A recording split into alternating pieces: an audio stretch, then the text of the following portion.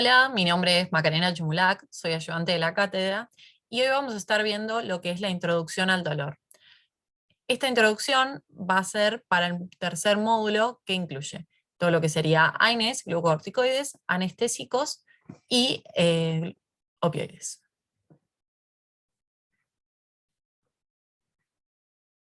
Bueno, vamos a comenzar. Esta charla surge de ver que cuando vamos transitando la carrera, si bien abordamos muchos temas que son referentes al dolor, nunca por ahí tenemos el tiempo de ver qué es el dolor en sí, uno de los síntomas que más van a referir nuestros pacientes en la consulta. Cualquier patología que nosotros tengamos, presente sea la especialidad que hagamos, va a tener un componente de dolor. Entonces, está bueno que desde este punto hablar un poco acerca de él, sobre los fármacos que voy a utilizar en cada paciente y además también tener un poco en cuenta cómo se maneja. Además, les va a servir para comprender, cuando veamos cada módulo de los fármacos, que incluye este parcial, no solo su farmacocinética y su farmacodinamia, sino también utilizarlos de manera correcta y estar informados tanto nosotros como nuestros pacientes. Bueno, vamos a comenzar con el teórico. Bueno, para arrancar deberíamos definir qué es el dolor. Según la Asociación Internacional de Estudio del Dolor, esta definición es del 2020 porque antes teníamos una más desactualizada, lo define como el dolor a una experiencia sensorial y emocional desagradable asociada o similar a la asociada con daño tisular real o potencial. La definición vieja hablaba del dolor como una experiencia sensorial y emocional desagradable asociada a una lesión real o potencial o descrita en los términos de dicha lesión. Esto me habla que si bien el dolor es una percepción sensitiva en mi paciente, puede estar o no el daño tisular. Un ejemplo claro va a ser el miembro fantasma. Esto quiere decir que un paciente, cuando le amputan un miembro, tiene síntomas de que todavía esté presente y como que estaría conectado a su cuerpo. Entonces presenta dolores o episodios de dolor que pueden ser resistentes al tratamiento. Se trata tanto de una sensación fisiológica como una reacción emocional a dicha sensación. Algo también importante a tener en cuenta cuando hablamos de dolor es que hay un gran componente subjetivo, que si bien podemos definirlo objetivamente, también podemos verlo dentro de las definiciones de la OMS, de cualquier libro. La principal definición del dolor la va a estar dando mi paciente. Entonces, es de suma importancia prestar atención a las características, la definición y todo lo que me exprese este al momento de la consulta, porque va a ser clave para poder hacer un tratamiento correcto y poder ayudarlo a que pueda manejar el tipo de dolor que tenga, tanto sea agudo como crónico. Por esto, algunos expertos del dolor lo van a definir como todo aquello que el paciente dice que duele. Algo también a remarcar es cuando hablamos de un dolor que es crónico o que es agudo. Un dolor crónico se define como que va más allá del tiempo previsto de curación. O sea, es un paciente que sea cual sea la causa de base de ese dolor, persiste más allá de lo previsto y además le suma un aspecto cognitivo-conductual de la cronicidad. El dolor crónico hoy en día está cambiando de definición y es una de las principales problemáticas que tenemos como médicos en la consulta diaria, ya que cada vez más patologías lo presentan y lo generan. Son pacientes que son difíciles de tratar, ya que a veces se nos acaban las herramientas y las combinaciones que podríamos utilizar. Al tratar el dolor, vamos a buscar siempre como objetivo la analgesia, que consiste en la ausencia de dolor a pesar de la presencia de estímulos normalmente dolorosos. La analgesia puede producirse periféricamente, en el lugar de daño tisular, el receptor o nervio, o centralmente en la médula espinal o en el cerebro.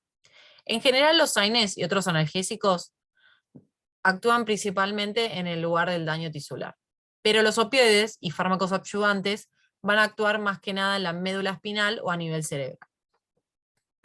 Bueno, una vez que ya definimos qué es el dolor, vamos a hablar de los tipos de dolor que podemos encontrar. Por un lado, el dolor puede proceder tanto de estructuras somáticas o viscerales. Estos serían dolores nociceptivos y dentro del dolor no nociceptivo vamos a encontrar el neuropático. Bueno, vamos a comenzar con el somático. El somático se define como el dolor que es producido a través de los nociceptores que puede estar localizados en diferentes áreas del cuerpo. Puede ser tanto cutáneos como en tejidos profundos y ellos van a ser los encargados de recibir la señal por fibras sensitivas y trasladarlos al sistema nervioso central. Recordemos que los nociceptores pueden ser termosensibles, mecanosensibles o polimodales. El dolor somático va a estar caracterizado por ser un tipo de dolor localizado, o sea, mi paciente en la consulta me va a poder referir exactamente dónde está ese dolor. Generalmente puede ser una lesión o una enfermedad de piel o de alguna estructura musculoesquelética o de la articulación.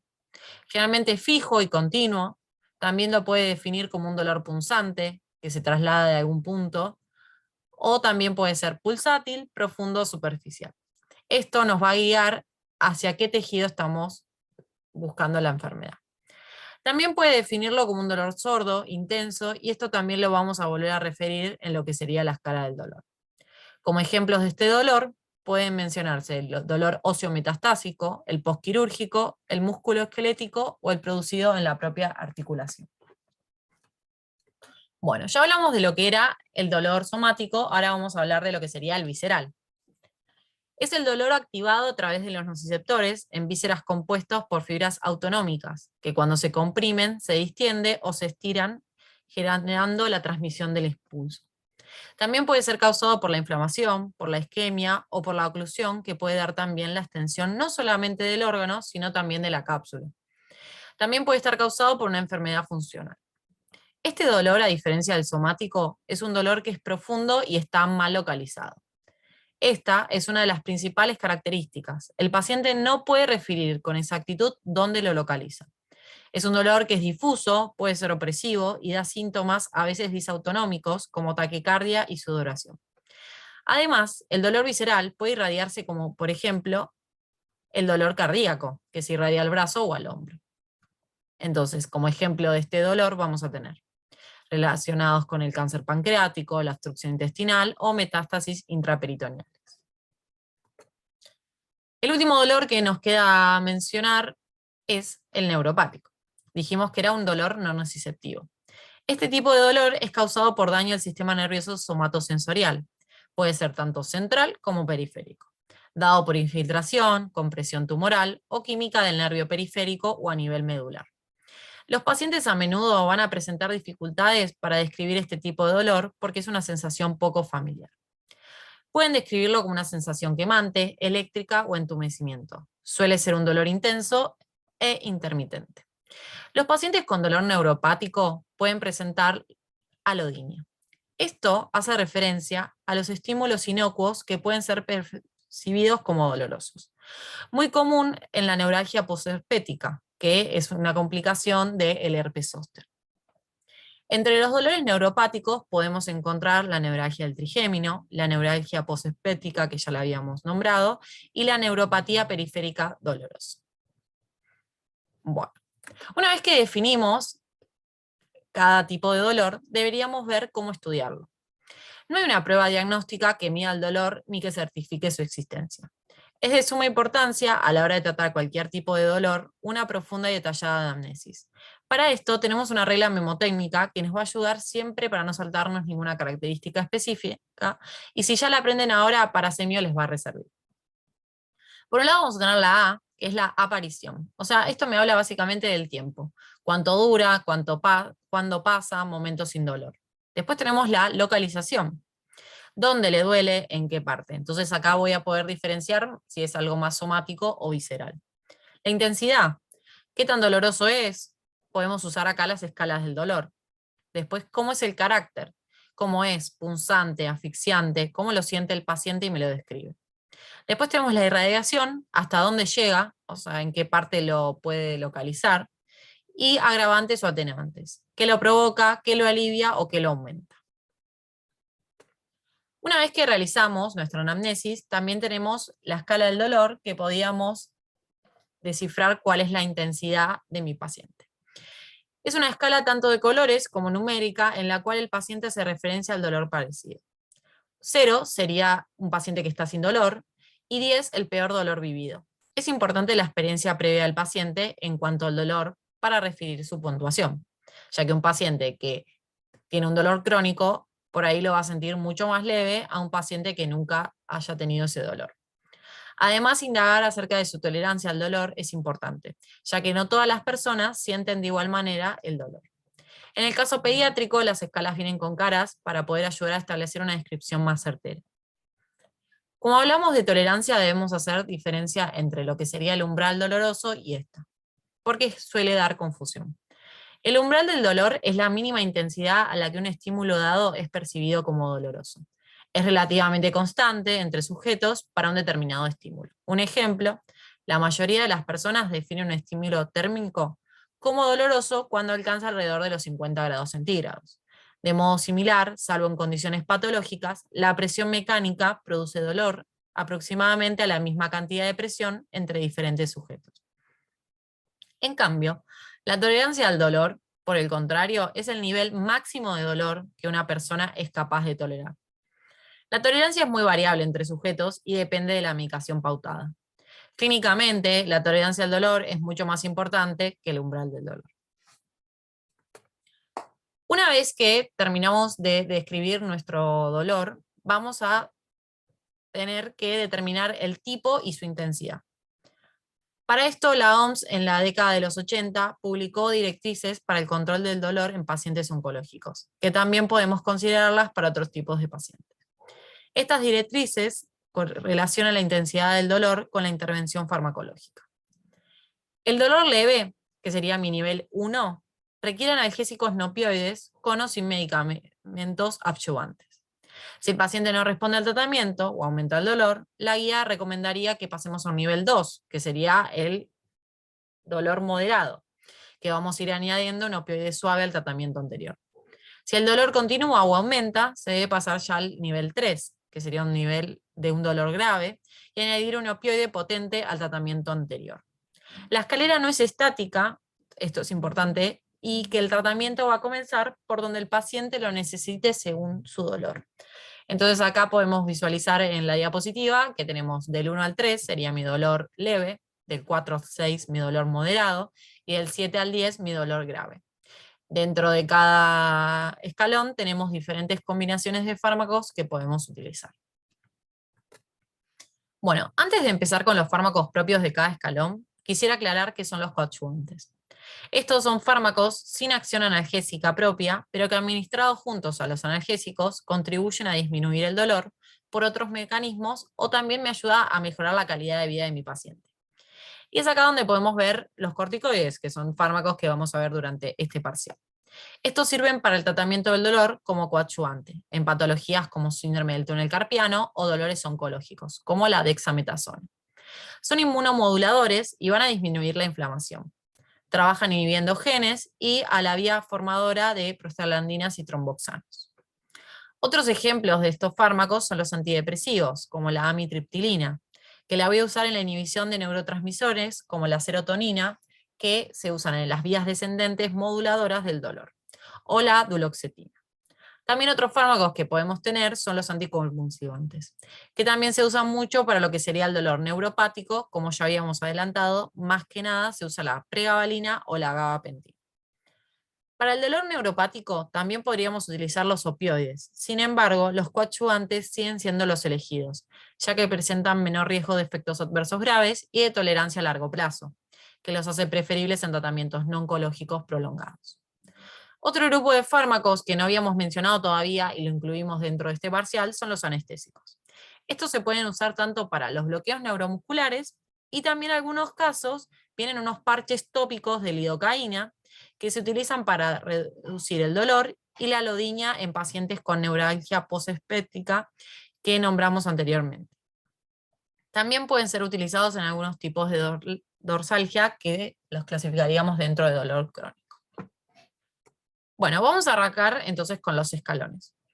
Por un lado acá tenemos el primer escalón, que dijimos que es el escalón del dolor leve, que es un 1 al 3, y acá vamos a usar más que nada los AINES, como son paracetamol, el ibuprofeno y el diclofenac, respetando siempre sus dosis máximas y tratando de evitar su abuso, ya que son gastrolesivos.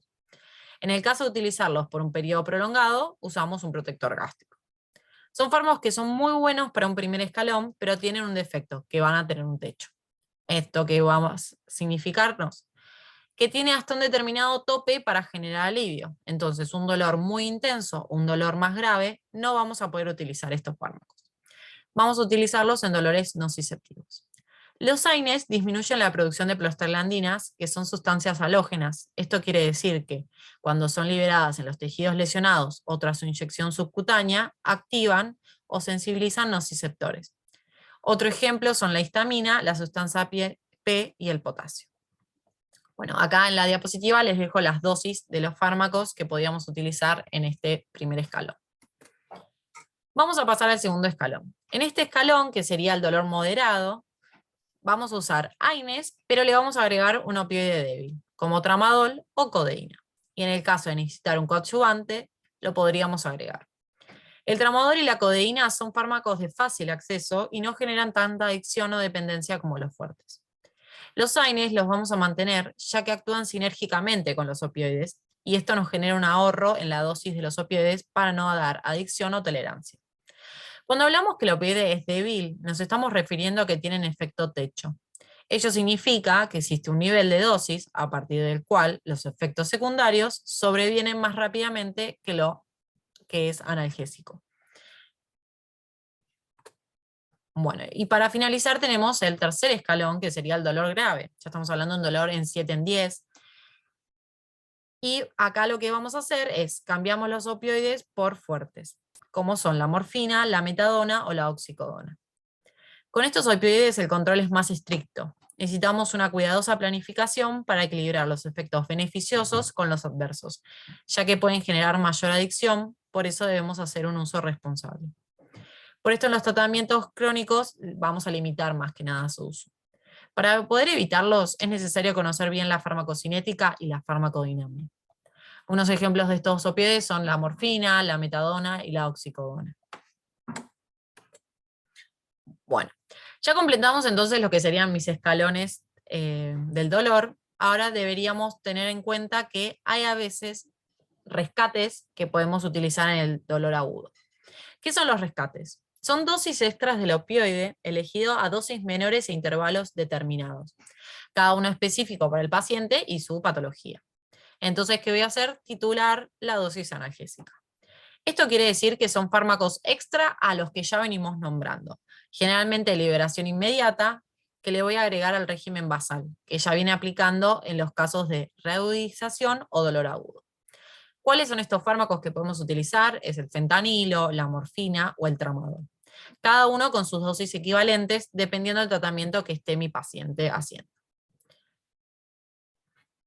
Algo importante a tener en cuenta es un paciente que esté libre de tratamiento contra un paciente que ya viene usando, un ejemplo, opioides. ¿Qué va a pasar? Que, por ejemplo, el paciente con tratamiento crónico de opioides, hay que cubrir la dosis basal, y si va a ir a una cirugía o algún tratamiento que le genere dolor, debo cubrir esa dosis basal, pero también aumentar un 25% esa dosis, porque sé que va a producirle más dolor del que ya venía teniendo, y además ya viene con una dosis de tolerancia del opioide. Para ir cerrando, lo que quiero que se lleven a resumen de este mini teórico es que los objetivos del tratamiento son no solo tratar la causa del dolor y aliviarlo, sino también ayudarlos en los factores psicológicos, biológicos, sociales y como son el sueño, el desempeño laboral y la interacción social. Desde el punto de vista profesional, los médicos y enfermeras tienen a menudo la idea equivocada de que la prescripción de fármacos opioides, más que nada, conduce inevitablemente a la tolerancia, dependencia y adicción. Incluso los médicos que comprenden que esto no es así, tienden a infraprescribirlos, posiblemente por miedo a otros efectos secundarios. También los pacientes tienen numerosas ideas erróneas sobre los opioides. Su miedo a que representen una opción desesperada hace que se muestren reacios a tomar estos fármacos de manera temprana en el curso de su enfermedad. En ocasiones también les va a atemorizar la adicción, otros efectos secundarios y el estigma social que va unido al consumo de medicamentos opioides. Las claves de un buen tratamiento analgésico es que sea personalizado, monitoreado por personal capacitado e informado, teniendo en cuenta siempre el perfil y la opinión del paciente acerca de su propio tratamiento. Informar acerca de los fármacos, sus acciones benéficas, pero también sus efectos adversos. lidiar con el miedo a los opioides y sus mitos, y entender que si el fármaco es bien administrado y el paciente es acompañado durante el tratamiento, no hay nada que temer. Porque al final de cuentas, una de nuestras principales funciones como médicos y para lo que nos preparamos gran parte de nuestra carrera es para aliviar el dolor del otro. Bueno, y para finalizar el teórico, les dejamos unos ejercicios que son unos casos clínicos que pueden realizarlo tanto con sus ayudantes en el trabajo práctico o también lo pueden utilizar por su cuenta para integrar los conceptos. Son 3 casos clínicos y la idea es que puedan utilizar la escala del dolor y los escalones para ver qué tratamiento utilizamos. Y para finalizar les dejo la bibliografía y algunos libros que pueden leer si les interesa el tema. Muchas gracias.